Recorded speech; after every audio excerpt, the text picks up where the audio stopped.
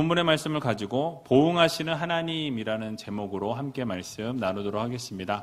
우리 옆에 계신 분들에게 오늘 이렇게 인사했으면 좋겠는데요. 우리의 희생에 보상해 주십니다. 우리의 희생에 보상해 주십니다. 그렇습니다. 하나님께서 우리가 희생하고 헌신하고 수고하는 모든 것들을 기억하시고 반드시 그에 따른 보상해 주시고 보응하시는 하나님이시다라는 것을 꼭 기억하시고 날마다 하나님 앞에 헌신하고 또 희생을 올려드릴 수 있는 귀한 우리제일교회 모든 성도님들이 다 되시기 바랍니다. 오늘도 우리 중고등부 친구들이 많이 나왔네요. 우리 환영하는 의미와 또 격려하는 의미에서 박수 한번 쳐주시면 좋겠습니다. 네. 우리 요즘에 중고등부 친구들이 지금 청년부는 오늘 이 시간에 지금 수련회 가 있고 약간 잠깐 올라가서 얼굴 보고 고기 먹고 왔어요. 다이어트 하고 있는데 고기를 많이 먹고 와가지고 걱정입니다. 내일 저울에 올라갈 때 분명히 쪘을 것 같은데. 어쨌든 그리고 우리 중고등부 친구들이 요즘에 수련회를 갔다 오고 나서 원래 금요 예배 나왔었지만 수요 예배도 나오고 있고 또 새벽 예배를 요즘 나와요, 아이들이.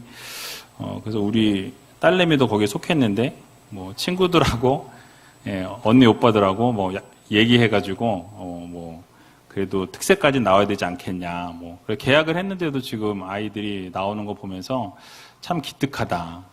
여러분 칭찬 많이 해주시고, 격려도 해주시고, 밥도 좀 사주시고. 그래서 이 아이들이 정말 예배를 사모하고 예배를 사랑하는 그런 아이들이 돼서 정말 나중에 하나님께서 어떻게 보응하시는지 또 어떻게 갚아주시는지를 한번 보셨으면 좋겠어요. 오늘 말씀하고도 연결이 되어지는데 두 가정이 계속해서 이 사무엘상은 대조되어서 나오는 것을 보게 되죠. 이 앞부분은 엘리 제사장 가정과 이 한나의 가정이 대조가 되어서 비교되어서 나오는데 극단과 극단입니다. 하나님을 위해서 살아가는 이 한나의 가정 사무엘은 결국 하나님께서 들어 사용하셨지만 하나님을 멸시하고 지멋대로 지 마음대로 살았던 이 엘리의 가정과 홈리와 비느하스는 결국 보응을 받아서 어떻게 됩니까? 다 죽게 된다라는 거예요. 여러분들 죽겠다라는 이야기를 드리는 것이 아니라 우리가 뿌린 대로 거두게 되고 하나님은 언제나 거두시는 하나님이다. 하나님 앞에 희생을 올려드리고 헌신을 올려드리면 그것에 대해서 우리에게 갚으시고 보응하시고 또 하나님을 멸시하고 하나님의 말씀을 불순종하고 내 멋대로 내 마음대로 하나님을 떠난 삶을 살게 되면 결국 하나님으로부터 채찍을 맞게 된다라는 것을 꼭 기억하시면 오늘 이 설교의 전체 내용이 다 담겨 있다라고 보시면 될 것 같습니다. 그래서 우리 중고등부 학생들이 정말로 열심히 하나님을 예배하고 어떠한 동기가 되었든지 간에 같이 나와서 예배하고 또 찬양하고 말씀 듣고 기도하면서 하나님께서 그 어린 영혼들을 만져주시고 또 그것을 통해서 저들의 삶이 변화되어지고 또 변화되면서 하나님이 기뻐하시는 아름다운 도구로 거듭날 수 있도록 또 누가 압니까? 대통령이 나올지 누가 알아요? 이 아이들 중에서 국무총리가 나올지 또 아니면 저처럼 유명한 목사님이 될지 하나도 유명하지 않아요. 농담이고요. 그렇게 어쨌든 하나님을 위해서 그렇게 살아가는 그런 다음 세대 그런 자녀들이 되었으면 좋겠다. 어떻게 쓰임을 받든지 하나님이 기뻐하시는 도구로 쓰임을 받을 수 있는 우리 자녀들이 되게 해달라고 여러분 기도해 주셨으면 좋겠습니다. 어떻게들 지내고 계십니까? 올해 여름을 시작할 때를 기억하실지 모르겠어요. 제가 올해 여름 시작할 때 일기예보를 유심히 봤습니다. 올해도 역대 최고로 더울 거다. 분명히 그렇게 얘기가 나왔어요. 그 역대 최고, 여태껏 더위보다 더 더울 거다. 이제 이렇게 나오는 것을 보면서 그래 한번 보자. 맞나 틀리나. 틀렸어요. 그죠? 비가 많이 와서 열대야 현상을 며칠 겪지 않았던 것 같고요.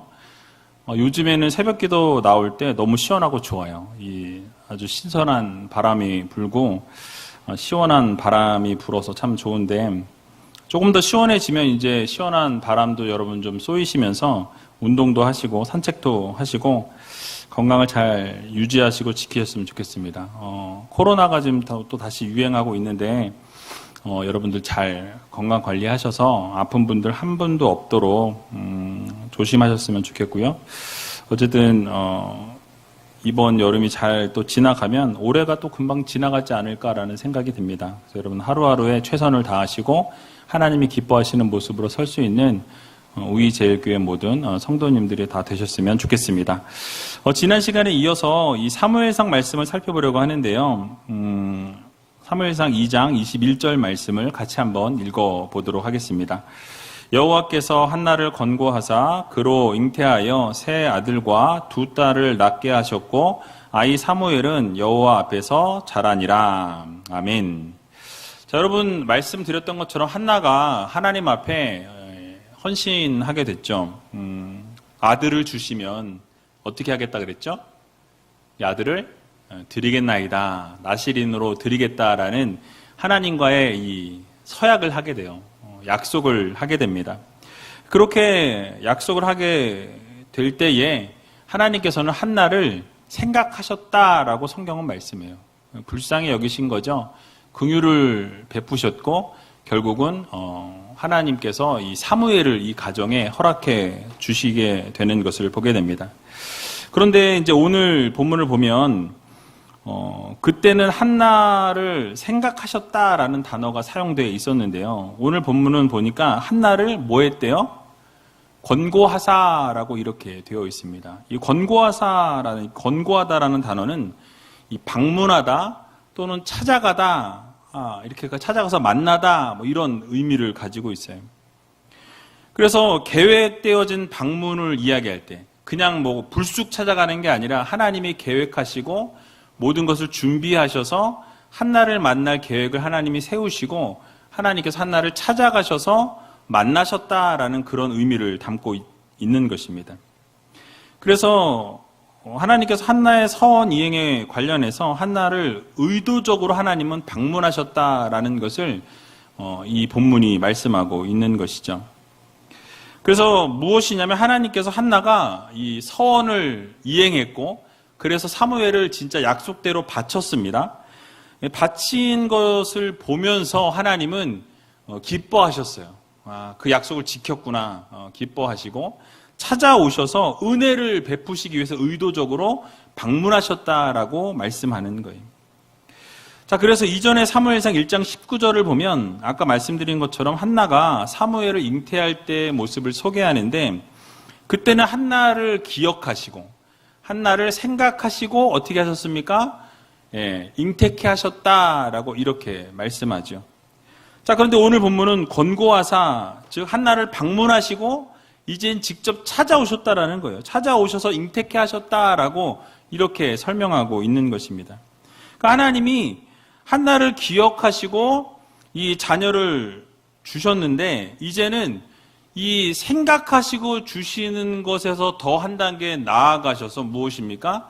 직접 하나님이 찾아오셔서 이제 잉태케 하셨는데 그냥 하나만 난 게 아니라 순풍순풍 막 나와가지고 5을 낳게 하셨다라는 거예요. 그래서 생각하는 차원에서 또 뛰어넘어서 이제는 만나서 그 만남이 확장되어졌다라는 것을 우리들에게 말씀해 주고 있는 것입니다. 결국 하나님께서 한나를 찾아오셔서 잉태케 하심으로 이 세 아들과 두 딸을 더 낳을 수 있도록 하나님께서 그 길을 여셨다라는 것을 오늘 본문이 우리들에게 말씀해 주고 있는 것입니다. 자, 그러면서 이 사무엘은 어떻게 했죠?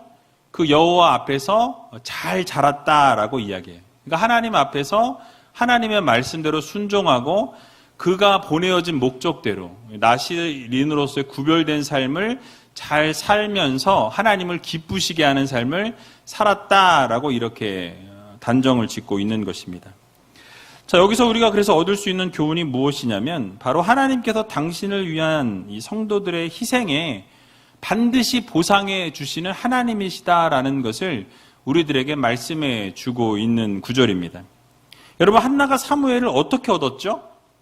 아까 초반에도 말씀드린 것처럼 정말 어려움을 많이 당했어요. 너무 고난을 당하고 고통을 당해서 하나님 앞에 절규했고 하나님께 아들 하나 달라고, 아들 달라고 막 울면서 기도하고 막 하나만 달라고 막 술 취한 여자처럼 술 취했다라고 오해를 받을 만큼 그렇게 통곡하고 하나님 앞에 막 기도하는 그런 시간을 가졌던 한나였습니다. 어렵고 힘든 시간을 보냈죠. 그렇게 해서 겨우겨우 힘들게 어렵게 얻은 아들 사무엘을 어떻게 했어요? 젖을 떼자마자 아무리 많이 먹였어도 3년 먹였겠습니까? 못 먹였을 거예요. 근데 만 3년도 채 못 먹인 채로 어떻게 합니까? 이 아이를 약속한 대로 하나님 앞에 젖을 떼자마자 드렸다라고 성경은 말씀하죠. 자, 여러분 잘 생각해 보세요. 여러분이 만약에 한나였다면 그 아들 하나님께 드리는 거 어떻겠어요? 내가 드리기로 했으니 당연히 드려야지. 물론 드려야 되겠죠. 그런데 그 시기상으로 떼자마자 하나님 보니까 아직 너무 어린 것 같으니까 좀 밥을 먹고 잘 뛰고 좀 어느 정도 말도 좀 하고 어느 정도 이렇게 된 다음에 좀 보내면 안 될까요? 이렇게 좀 하나님이랑 좀 딜을 하지 않았을까? 저는 그런 생각이 들더라고요. 근데 그렇지 않았어요. 그러니까 그대로 그냥 아들을 그냥 끼고 있어도 아까울 아들인데 너무나도 힘들게 얻은 아들이라서 하나님 앞에 드렸다라는 거죠. 그러니까 세상적인 시각으로 만약에 이 한나를 바라보면 여러분 어떠한 모습입니까? 어리석어 보여요. 어떻게 그렇게 어렵고 힘들게 얻은 아들인 어떻게 해서 얻은 아들인데 저렇게 하나님 앞에 드리고 바칠 수가 있을까라고 세상 사람들의 시각에서 볼 때는 좀 바보 같은 좀 멍청한 것 같은 그런 여인의 모습으로 비춰질 수 있다라는 거죠. 자, 또 어떤 모습으로 보면 매정한 엄마다. 어떻게 이제 젖 떼자마자 필요한 게 얼마나 많겠어요? 손이 얼마나 많이 갑니까? 그런데 젖을 떼자마자 그 아이를 약속했다고 하나님 앞에 서약을 했다고 그 아이를 그냥 매몰차게 딱 떼어 버렸다라는 것을 보면 세상적인 시각에서 보면 어머니의 입장에서 보면 어떻습니까? 야, 좀 정말 매몰차다. 어떻게 저렇게 독하냐? 이런 생각을 할 수도 있다라는 말씀이죠. 매정한 어머니라고 하면서 곱지 않은 시선을 보낼 수 있다라는 사실이. 그 예를 들어 설명해 보면 예수님의 경우에서도 그런 경우가 있었어요. 십자가에 달려 돌아가시기 얼마 전에 예수님께서 이 값비싼 향유를 부은 여인을 만나셨죠. 그렇죠? 그때 주변에 있는 사람들이 여러분 뭐라고 했는지 아십니까? 이 마가복음 14장 4절과 5절에 보면 이렇게 말씀합니다. 같이 한번 읽어보겠습니다. 어떤 사람들이 분내어 서로 말하되 무슨 의사로 이 향유를 허비하였는가? 이 향유를 300데나리온 이상에 팔아 가난한 자들에게 줄 수 있었겠도다 하며 그 여자를 책망하는지라. 아멘. 자, 여러분 뭐예요? 지금 예수님의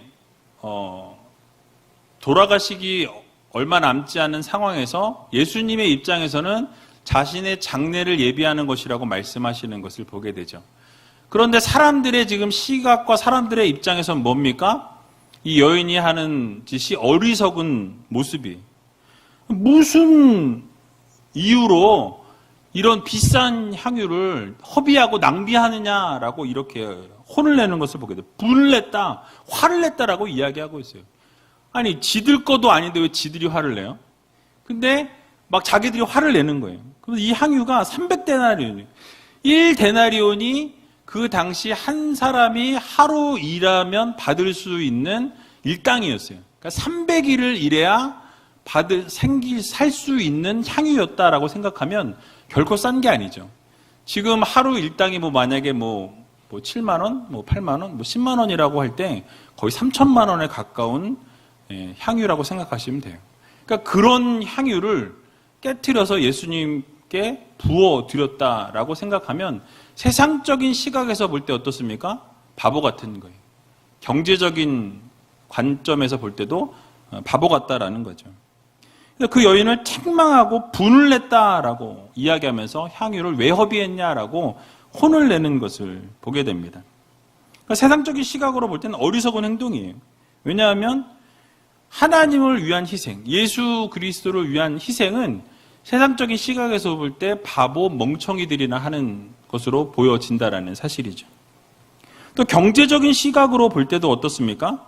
1년의 노동의 대가에 마찬가지예요. 300일의 노동의 대가와 마찬가지인데 300일 동안 노동해서 얻을 수 있을 법한 그 향유를 한 번에 단번에 깨뜨려서 예수님 앞에 쏟아 부어 드렸다라는 것은 세상적인 시각으로 보거나 경제적인 시각으로 볼 때는 바보 같은 그런 일이었던 것이죠. 자, 그런데 그 여인의 희생을 하나님의 시각에서 보면 여러분 어떻습니까? 하나님의 시각에서 볼 때. 예수님께서는 이렇게 평가하셨어요. 저 여인이 내게 좋은 일을 했다라고 말씀하셨습니다. 그러니까 내 장래를 예비하는 액션이었다라는 거죠. 그러니까 자신이 죽을 것을 미리 알았던 건 아니에요. 그죠? 그런데 그것을 알고 이렇게 나의 죽음을 예비해 주었다라고 이렇게 평가하셨습니다. 그러면서 예수님이 뭐라고 말씀하시냐면 축복해 주세요. 그러니까 세상에서 볼 때는 어리석은 모습이고 또 이렇게 한나의 모습을 보면 매정한 모습으로 보여질 수 있지만은 이 하나님을 위해서 희생했고 헌신했고 열정과 열심을 다하는 하나님의 귀한 자녀들에게는 반드시 하나님께서 갚으시고 보응하시고 축복하신다라는 이 사실을 여러분들 모두 믿으시기 바랍니다. 그래서 여러분 농부들도 어떻습니까? 농부들의 모습을 보게 되면 이 곡식이나 열매를 얻기 위해서 어떻죠? 어떤 희생도 마다하지 않는다라는 사실이에요. 그러니까 뿌린 씨앗들 가운데 모두가 나는 게 아니에요. 일부는 나고 일부는 나지 않는 것을 보게 됩니다. 그러니까 환경적인 조건이나 상황적인 조건에 따라서 이 열매를 맺을 수도 있고 맺지 못할 수도 있다라는 사실이에요. 그러니까 뜨거운 태양 아래서 어떻습니까? 땀을 매일 흘려야 하는 상황에 놓이게 된다라는 거예요. 그러니까 고된 노동을 지속적으로 해야만이 열매를 거둘 수 있게 되는 것을 보게 됩니다. 무더위뿐만 아니라 쏟아지는 폭우와 이 비바람도 견뎌내야 한다라는 거죠. 그러니까 이런 모든 어려움을 다 극복해낸 이후에야 무엇을 얻을 수 있습니까? 이 자연으로부터 귀한 열매를 거두게 되고 얻게 된다라는 거예요. 그러니까 수확의 기쁨을 안겨준다라는 거죠. 이처럼 하나님의 나라의 법칙도 동일하다라는 것을 우리가 반드시 기억해야 할 것입니다.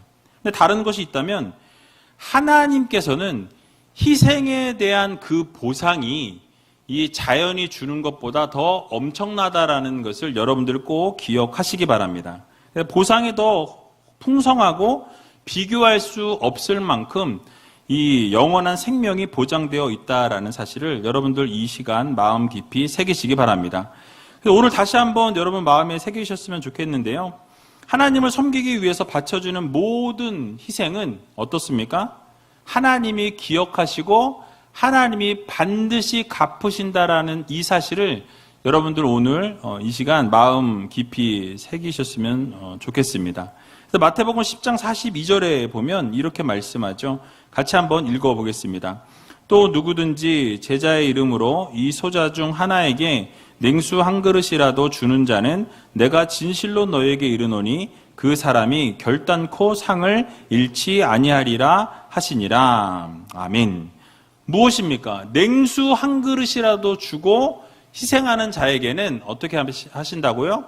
절대로 그거 하나도 잃지 않고 잊지 않으시겠다라고 하나님은 우리들에게 말씀해 주고 계신 것이죠. 또 마태복음 19장 29절의 말씀을 보면 또 이렇게 말씀하십니다. 같이 한번 또 읽어보겠습니다. 또 내 이름을 위하여 집이나 형제나 자매나 부모나 자식이나 전토를 벌인 자마다 여러 배를 받고 또 영생을 상속하리라. 아멘. 이런 무엇이라고 말씀합니까? 주님의 이름을 위해서 형제나 자매나 부모나 자식이나 전토를 다 벌인 자에게는 여러 배를 하나님으로부터 받는다, 보상을 받는다라고 말씀해요. 보응을 받게 되어 있다라고 말씀하고 있는 것을 보게 됩니다. 그리고 또 영생까지도 상속하게 된다라고 명확하게 하나님께서 약속해 주시는 것을 보게 됩니다. 그러니까 영원한 생명을 우리들에게 약속하신다는 거죠. 그러니까 우리가 희생하고 헌신하고 수고하고 봉사하고 하나님 앞에 그런 것들을 다 올려드리면 하나님께서 받으시고 하나님이 받으신 대로 보응하시고 보상해 주신다라는 이 사실을 여러분들 꼭 믿으시기 바랍니다. 자, 그렇다면 이 말씀에 비추어서 우리가 한나를 바라봤으면 좋겠어요. 여러분, 한나는 자식을 낳지 못하다가 어렵게 첫 아들을 얻었습니다. 그 아들을 주시면 바치기라고 약속을 했고 믿음으로 나아가게 될 때에 어떻게 됩니까? 정말 하나님이 5배로 주셔서 5배, 그죠? 아들 셋과 딸 둘을 더 주셨다라고 말씀합니다. 그 약속대로 바쳤더니 5자녀를 더 거두는 놀라운 기쁨을 허락해 주셨다라는 거죠. 이처럼 우리 하나님께서는 하나님 앞에 헌신하고 희생하고 수고하는 자들을 그냥 넘기지 않으신다라는 것을 기억하시면서 언제나 후히 되어 누르고 흔들어 넘치도록 채우시는 하나님이심을 여러분 모두 믿으시고 날마다 하나님 앞에 희생과 헌신을 올려드릴 수 있는 귀한 우이제일교회 모든 성도님들이 다 되시길 주님의 이름으로 간절히 축원합니다. 자, 이렇게 한나의 가정을 축복하시고 보응하셨는데 또 이 엘리의 가정에게는 어떻게 보응하셨는지를 좀 살펴볼 필요가 있겠습니다. 사무엘도 하나님 앞에서 잘 자라게 하셨다라고 말씀하는데 이 엘리의 자녀들을 보니까 그렇지 않은 것을 보게 됩니다. 대주에서 말씀하고 있다라고 말씀을 드렸는데요. 22절에서 24절의 말씀을 보니까 이렇게 말씀하죠. 같이 한번 읽어보겠습니다. 엘리가 매우 늙었더니 그 아들들이 온 이스라엘에게 행한 모든 일과 회막문에서 수종드는 여인과 동침하였음을 듣고 그들에게 이르되 너희가 어찌하여 이런 일을 하느냐? 내가 너희의 악행을 이 모든 백성에게서 듣노라. 내 아들아 그리 말라. 내게 들리는 소문이 좋지 아니하니라. 너희가 여호와의 백성으로 범각해 하는도다. 아멘. 자, 먼저는 엘리가 매우 늙었다라고 이야기하죠. 그러니까 아들들을 통제할 수 없을 만큼 상당히 늙은 상태라는 것을 이야기하고 있습니다. 정확한 나이는 알 수 없지만 이 사무엘상 4장에 보게 되면 블레셋과의 전투가 일어나게 되고 결국 이 홈리와 비느하스는 전쟁에서 죽게 됩니다. 전쟁에서 죽었다라는 이 소식을 들으면서 엘리도 그 소식을 듣자마자 넘어지면서 목이 부러져서 죽었다라고 성경은 말씀하고 있어요. 그때 나이가 몇 살이었냐면 98이었어요. 98세였다라고 말씀합니다. 그러니까 정확한 이때의 나이는 알 수 없지만 어쨌든 상당히 나이가 많은 아주 늙은 눈이 잘 보이지 않는 그런 상황이었다라고 우리가 추측해 볼 수 있는 것이죠. 자, 그런 때 홈리와 비느하스는 말씀드렸던 것처럼 하나님의 제사를 멸시했을 뿐만 아니라 오늘 본문에 보니까 회막문에서 수종을 드는 여인들과도 동침했다라고 이렇게 말씀합니다. 여러분, 백성들에게 율법을 가르치고 하나님의 말씀을 가르치고 또 제사를 하나님 앞에 올려드려야 할 이 홈리와 비느하스가 어떻게 했어요? 하나님이 원하시지 않는 일들을 행했다라는 거죠. 그러니까 정결하고 바르게 살도록 이끌고 가르쳐야 할 자리에 있던 사람들이 어떻습니까? 오히려 악한 일을 하는데 앞장서는 역할을 감당했다라고 성경은 말씀하고 있어요. 자, 그럼에도 불구하고 엘리의 반응은 어떻습니까? 이 죄악된 자녀들의 악행에 대해서 어떤 반응을 보였냐라는 거예요. 너희가 어찌해서 이런 일을 하느냐? 내가 너희의 그런 악행들이 내 귀에 지금 들린다라고 이렇게 이야기하죠. 그게 좋지 않다라고 이야기하는 것이 끝이었어요. 더 어떻게 책망을 했다거나 그것에 대해서 혼을 냈다거나 어떤 이야기가 없다라는 거예요. 그리하지 말라. 이게 전부예요. 지난번에도 말씀드렸지만 잘못되었으면 잘못된 것에 대해서 지적을 해주고 책망을 하고 가르쳐 주어야 그렇게 하지 않았을 텐데 그것을 계속해서 아들들을 내버려 두다 보니까 그 죄악이 습관이 되어서 이제는 하나님도 멸시하는 그런 일을 서슴없이 저지르고 이 회막문에서 수종 들고 있는 여인들과도 동침하는 그런 일들까지 저지르게 되었다라는 사실이에요. 결국 여러분 어떠한 결과를 초래하게 됩니까? 이 죽음으로 악행을 마무리하게 되는 것을 보게 됩니다. 하나님 앞에 하나님을 멸시하고 하나님이 원하시지 않는 것을 지속적으로 행하게 될 때 결국 하나님께서 그들을 죽이시기로 작정하셨다라고 말씀해요. 자, 여러분, 하나님께서 기뻐하시지 않는 일들을 계속해서 행하게 되고 그것을 습관적으로 하게 되면 반드시 하나님으로부터 체벌을 받게 돼 있다는 거예요. 특별히 자녀들이 바른 길로 나아가지 못하고 있다면 여러분 마땅히 행할 길을 가르치는 부모들이 되어야 한다라는 것을 우리가 기억해야 할 것입니다. 그래야 자녀들이 하나님의 말씀 안에서 바르게 성장할 수 있다라는 거예요. 그래서 우리가 믿음의 가정들이 자녀들이 바르게 성장할 수 있도록 가르치고 하나님의 말씀 안에서 살아갈 수 있도록 지속적으로 말씀에 대해서 자녀들에게 가르치고 돕는 역할을 감당해야 한다라는 거죠.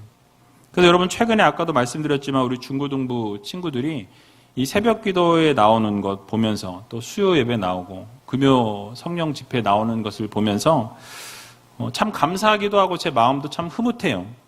이렇게 예배를 사모하고 하나님을 사랑하고 그 하나님을 향한 그 마음들을 하나님께서 보시고 하나님이 그냥 넘어가시겠냐라는 것이죠. 그러니까 저는 제가 뭐 예언 아닌 예언을 할게요. 이렇게 예배에 나오는 하나님의 귀한 자녀들에게 하나님께서는 반드시 보응하신다라는 것을 여러분 모두 믿으시기 바랍니다. 그래서 이 자녀들이 정말 하나님이 기뻐하시는 삶을 살다 보면 결국 하나님이 귀하게 쓰시는 하나님의 도구들이 되어질 것으로 저는 믿습니다. 그래서 반드시 사무엘과 같이 바르게 서는 하나님의 귀한 자녀들이 될 것을 위해서 여러분 기도해 주시고 말씀 안에서 또 양육할 수 있도록 부모님들이 잘 이끌어 주셔서 이 자녀들이 정말 하나님의 영광을 위해 하나님의 나라를 위해 살아갈 수 있는 귀한 자녀들이 될 수 있도록 지속적으로 여러분들이 최선을 다해 주시는 귀한 우리 부모님들이 다 되시길 주님의 이름으로 간절히 축원합니다. 자, 마지막으로 24절 말씀, 하반절 말씀을 다시 한번 살펴보고 말씀을 마치려고 하는데요. 엘리가 두 아들들에게 뭐라고 이야기했냐면요. 너희가 여호와의 백성으로 범각해 하는도다 라고 이렇게 말씀합니다. 이 말은 곧 엘리의 두 아들들이 범했던 이 죄악들이 어떤 영향을 미쳤다는 거죠.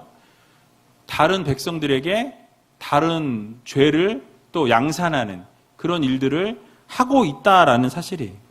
그러니까 백성들에게 어떤 악영향을 주게 될 것에 대해서 지금 엘리가 경고하고 있는 것이죠.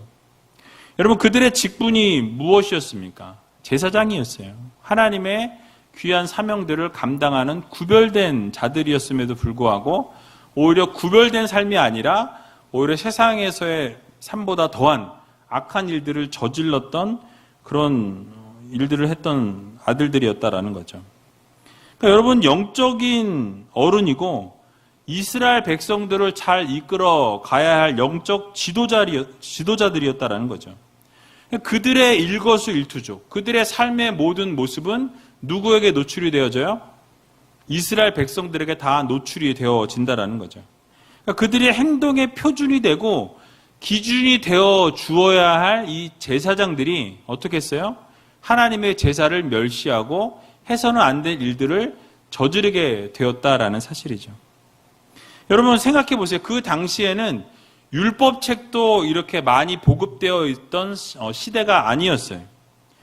그러니까 제사장들의 그 말과 행동이 이스라엘 백성들의 삶의 척도가 되고 삶의 기준이 되는 그런 시대였다라고 우리는 생각해 볼 수 있는 것이죠.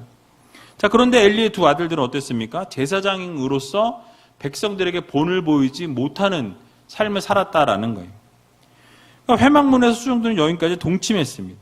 하나님의 제사는 멸시했고 자기들 멋대로 자기들 마음대로 마음대로 휘젓고 다니는 것을 우리가 살펴보았었죠. 자, 그러니까 백성들은 어떻게 생각했겠습니까? 제사장들이 저러는데 우리는 어떻겠어요? 우리도 그래도 되겠구나 라고 당연히 생각하겠죠. 제사장도 저렇게 개망나니처럼 사는데 우리는 더 개망나니처럼 살아도 괜찮겠구나 라고 생각할 수밖에 없다라는 거예요. 그러니까 제사장도 범죄를 저지르고 도덕적인 타락을 일삼으니까 우리들의 일탈행위 정도는 아무것도 아니다라고 이렇게 여길 수 있는 것이죠. 즉 이스라엘 백성들 역시 죄악된 삶을 살았을 뿐만 아니라 이 제사장들의 이 행동과 죄악으로 인해 백성들은 어떻게 합니까? 그것을 그대로 따르게 되고 또 그 모습을 보면서 실족하는 사람들이 많이 나왔다라는 사실이에요. 그러니까 여러분 만약에 예를 쉽게 들어서 제가 이런 일에 연루가 되었다든지 어떤 교회 중직자들이 이런 일들에 연루가 되었다고 생각해 보세요. 그러면 여러분 교회에서 사역을 감당하고 일을 만약에 한다면 여러분들이 그분들을 바라볼 때 어떤 생각으로 보시겠습니까? 그러니까 실망할 수밖에 없고 실족할 수밖에 없다라는 사실이. 사실 오늘날에도 교회 안에 먼저 된 자들이 본이 되지 못하고 악한 영향을 끼치는 그런 일들이 많이 발생하는 것을 보게 됩니다. 그런데 그렇게 사람들을 실족시키고 또는 실망을 시켜놓고 뭐라고 이야기하냐면 자기 믿음은 자기가 지키는 거라고 이야기한다라는 거죠. 그러니까 내가 저 사람에게 실족하게 하고 실망하게 했지만 저 사람의 믿음이 약해서 그런 거라고 생각한다라는 거죠. 내가 그런 것을 제공했으면 미안하다고 하고 잘못했다라고 용서를 구해야 함에도 불구하고 오히려 그런 모습은 없다라는 거죠. 중요한 것은 오늘 읽지는 않았지만 25절에 보면 하나님께서 그들을 죽이기로 뜻하셨음이더라 라고 말씀하고 있어요. 그러니까 그들이 그렇게 계속해서 습관적으로 죄를 저지르고 악한 행동을 했던 이유를 결국은 어디서 찾을 수 있냐? 하나님께서 그들은 그렇게 내버려 두신 상태에서 결국은 죽음을 맞이할 수밖에 없도록 그렇게 하나님이 만드셨다라는 거죠. 그러니까 무슨 말씀입니까? 결국 백성들을 실족하게 만들었던 홈리와 비느하스의 이 죄가 막중하다라는 거예요. 그래서 결국 그들의 죄로 인해서 보응하셨다라는 거죠. 심판을 받게 되었다라고 우리가 생각해 볼 수 있는 것입니다. 그러니까 예수님께서도 마태복음 18장 7절에서 보면 이렇게 말씀하시죠. 같이 한번 읽어보겠습니다. 실족해 하는 일들이 있음을 인하여 세상에 화가 있도다. 실족해 하는 일이 없을 수는 없으나 실족해 하는 그 사람에게는 화가 있도다. 아멘.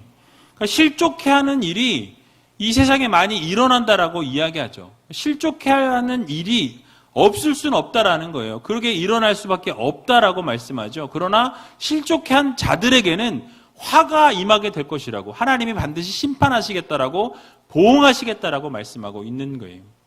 그러니까 여러분 오늘 두 가정을 생각해 보면 양쪽 다 보응하셨어요. 하나님을 위해 헌신하고 하나님을 위해 수고한 이 한나, 희생했던 한나에게는 어떤 보응을 하셨어요?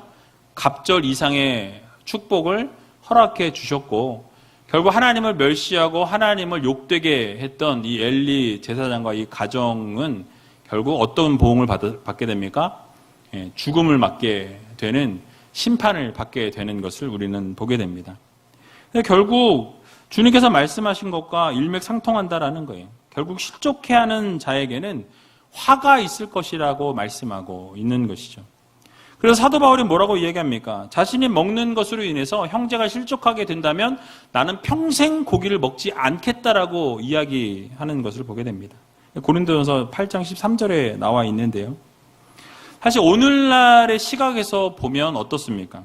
여러분 개인주의가 판을 치고 있어요. 남의 시선을 전혀 의식하지 않는 시대를 우리가 살아가고 있습니다. 남의 일에 상관하지 않는 것을 보게 됩니다. 그래서 많은 이런 역기능들이 일어나는 것을 우리는 보게 된다라는 것이죠. 내가 먼저 이 시대를 살아가다 보니까 나로 인해서 실족했음에도 불구하고 그것은 나로 인한 잘못이 아니라 뭐예요? 저 사람이 나약해서, 연약해서 그럴 뿐이다라고 그냥 치부해 버린다라는 사실이. 자신의 잘못이 아니라 저 사람 잘못이라고 생각한다라는 거예요. 내 잘못이 아니라고 생각한다라는 거죠. 원인을 제공한 나에게 문제가 있는 것이 아니라 상대방이 잘못이라고 생각하지만 사실은 누가 잘못인지를 우리가 깊이 생각해 볼 필요가 있다라는 것입니다.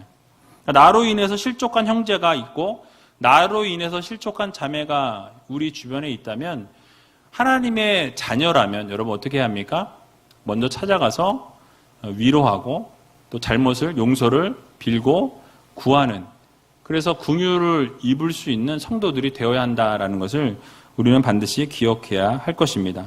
이 세상 살아가는 동안에 나로 인해서 실족하는 일이 없을 수는 없으나 여러분 실족하지 않도록 우리가 늘 말을 조심하고 행동을 조심해서 교회 안에서 그런 실족하는 일이 없도록, 결국 그것으로 인해서 화가 미치지 않도록 여러분 최선을 다할 수 있는, 그래서 결국 오늘 말씀을 정리하면 하나님께서 결국은 보응하신다라는 거예요.